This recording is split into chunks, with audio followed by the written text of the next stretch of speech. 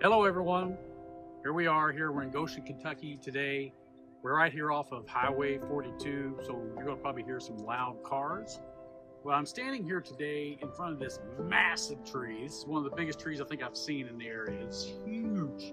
I don't know if you can tell, but anyways, we're here today. We got a special place. We'll show you here in just a few minutes. A lot of history here in Goshen, Kentucky.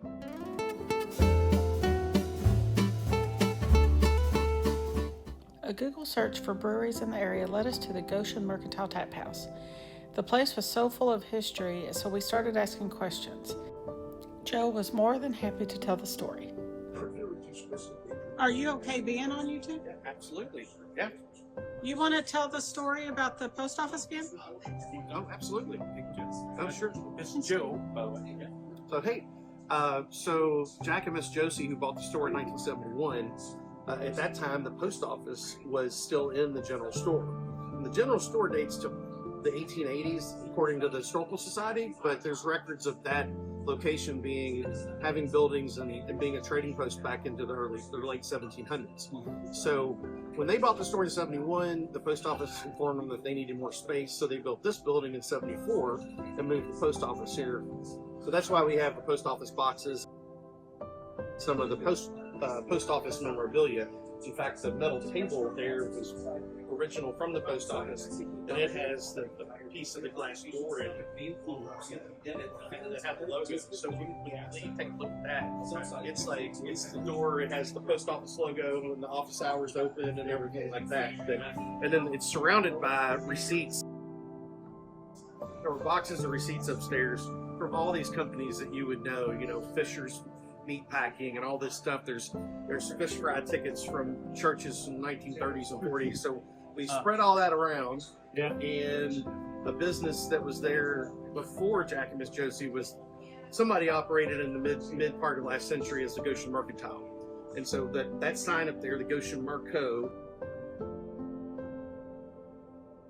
that was a sign from the original Mercantile Company, and then there's the border around I'm sorry, I'll be right back. the border around metal tape there has packing tape from the original Mercantile Company.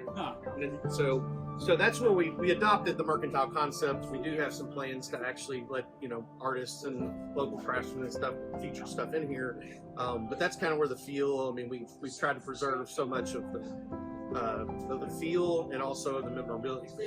Now to give you an even weirder sort of, I don't know, serendipitous small world type story. I grew up in Bardstown, and after I'd met Jack and Miss Josie, she mentioned one day being from Bardstown. And I said, well, I'm from Bardstown. I said, what was your family name? She said, I was a Croom. My dad was Dr. Keith Croom. So, of course, I say, well, your grandfather must have been J. Robert Croom, the pharmacist. And she said, how did you know? So, because my dad has owned your grandfather's drugstore since the late 1970s. Wow. So, Croom Drugstore in Bardstown is the longest continually run pharmacy in Kentucky. It was since 1856. When her grandfather bought it in the early 1900s, he renamed it Croom Drugstore. And we have his pharmacy diploma from 1900. He graduated from UK in 1900. And he ran the store from the early 1900s until he sold it to Mr. Maurice Reed in the 50s, who then sold it to Dad in the late 70s. So for most of the century, it was three owner-operators. Why that's interesting is the piece of furniture that the tap's in came out of my dad's drugstore, her grandfather's drugstore. That was a piece of furniture that was in the drugstore when her grandfather owned it. So basically, back in the day, people saw that, it would have had It would have had shelves in it. Medication. It had shelves in it, and it had sliding glass doors. So they're wood frame glass doors that would slide. Yeah. And then the other thing to note would be the sign table that's up in the front corner. Before you go out, take a picture of the legs. They're cast iron with the porcelain enamel coating on them. Oh yeah. And she's like, well, that's interesting how you're using those. Those aren't table legs, though. And we were like, really? That's interesting. And we thought it was odd because there were 7 of them. We're like, they must have lost one. Yeah. And she said, no, those were the bases to the soda fountain stools at my grandfather's pharmacy around the soda fountain. Isn't that? And guess what the lights are? These are the seats.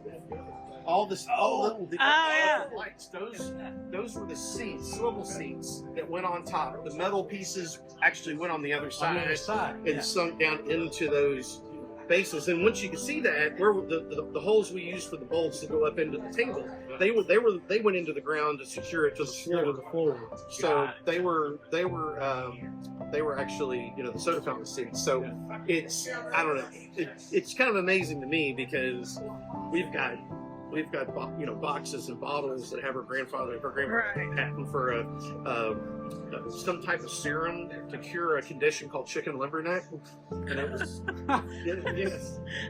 I got a visual there. My dad knows it, and he goes, "Oh, it's RX 744 144 J. Robert Crome to Really? cure chicken liver neck." Of course, Dad. Yeah.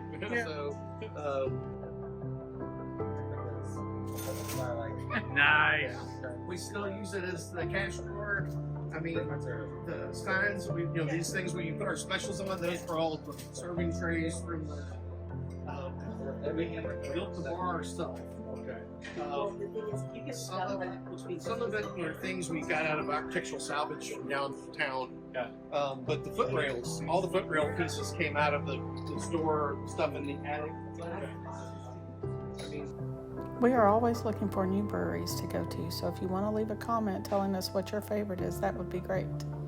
that's part of what we, the kind of idea was to sort of kind of preserve the history. A lot of people that move out here in Oldham County are coming out here with schools, and they don't necessarily have a tie to the area. Well, that's what I was going to say, because we can go a lot of places where we get history, but to have it tied to a family, especially for that many generations, is really neat. It's a neat story. And those types of things, and that's part of, I'll be honest, a big part of the reason why Scott was able to buy the store from them, because there were developers and other people that I think were willing to, pay more for it, is because they knew that he wanted to preserve the integrity and everything, and make this, try to return this to somewhat of a community hub, because there's not really a whole lot out here other than Bully's Barbecue and a few things. So that's been a big part of what we were intending to do, is to preserve some history and get people together and try to create that old feel, the old kind of feel of the community when you used to grow up.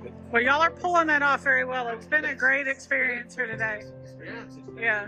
Thank you for the story and Absolutely. for the great beer and the good food and the Murray State game. Oh, yes. No, absolutely. Well, thanks for coming by. We'll come and get some persimmons. Thank you. Too.